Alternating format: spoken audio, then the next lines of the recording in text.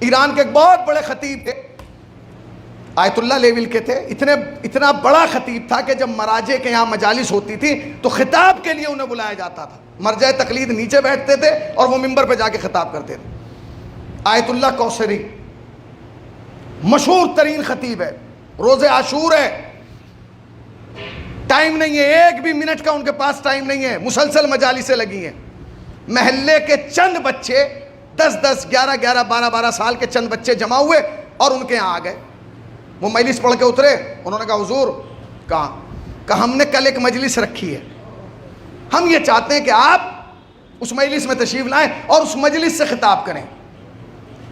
اب بلانے والے بچے ہیں اور جسے بلا رہے ہیں وہ ایران کا سب سے بڑا خطیب ہے, اس کا معیار ہے. تو انہوں نے کہا کہ دیکھو میرے پاس کل ٹائم نہیں ہے, بالکل ٹائم نہیں ہے, کیونکہ کل مجھے کئی مجلسیں پڑھنا ہے, تم پھر بعد میں رکھ لینا. انہوں نے کہا نہیں مجلس ہے. جب انہوں نے زیادہ منع کیا تو اس میں سے ایک بچہ رونے لگا. جب وہ رونے لگا تو انہوں نے کہا اس کا دل رکھنے کے لیے کہ کوئی بات نہیں بیٹا میں آ جاؤں گا مگر زیادہ ٹائم نہیں دوں گا, بس 5 یا 10 منٹ. اس نے کہا کہ ٹھیک ہے. وقت مقررہ پہ جہاں ٹائم دیا گیا تھا آیت اللہ کوثری وہاں پہنچ گئے. اب جو دیکھا تو بچوں نے ایک چھوٹی سی چادر بچھائی ہے اور اس پہ چند بچے بیٹھے ہوئے ہیں. یہ گئے اور انہوں نے 5 سے 6 منٹ خطاب کیا اور مصائب کی ایک روایت پڑھی اور اس کے بعد اترے.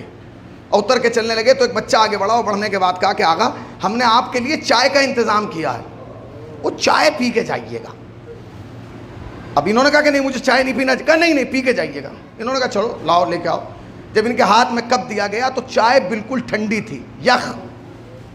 انہوں نے ایک گھونٹ بھری, اب ٹھنڈی چائے کون پیے گا, اور آہستہ سے اس چائے کو کنارے لگا دیا.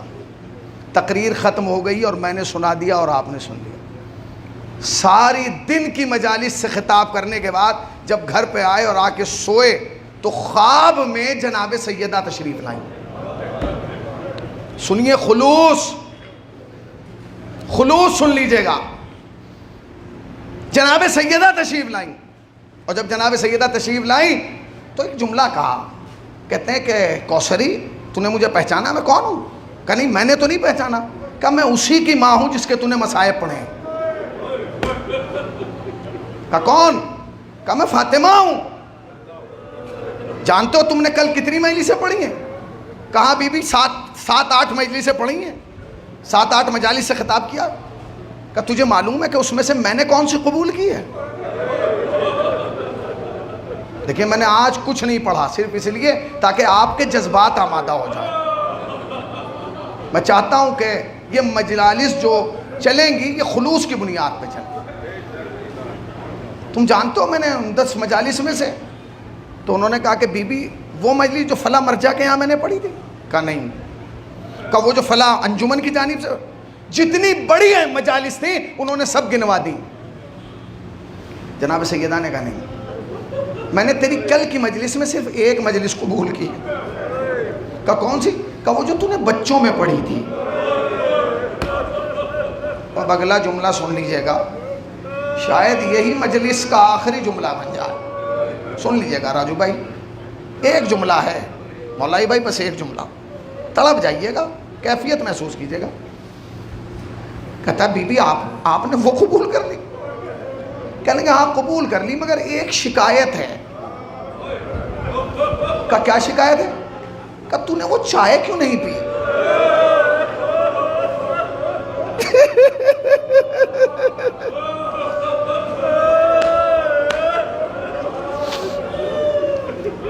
تم نے وہ چائے کیوں نہیں پی؟ ہاتھ جوڑ کے کہنے لگے بی بی اس لیے نہیں پی کیونکہ ٹھنڈی ہو گئی تھی.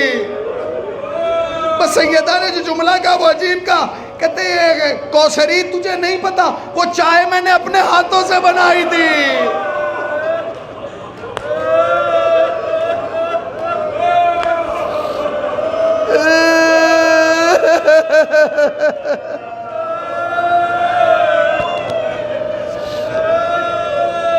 اولا تمہیں کوئی غم نہ دے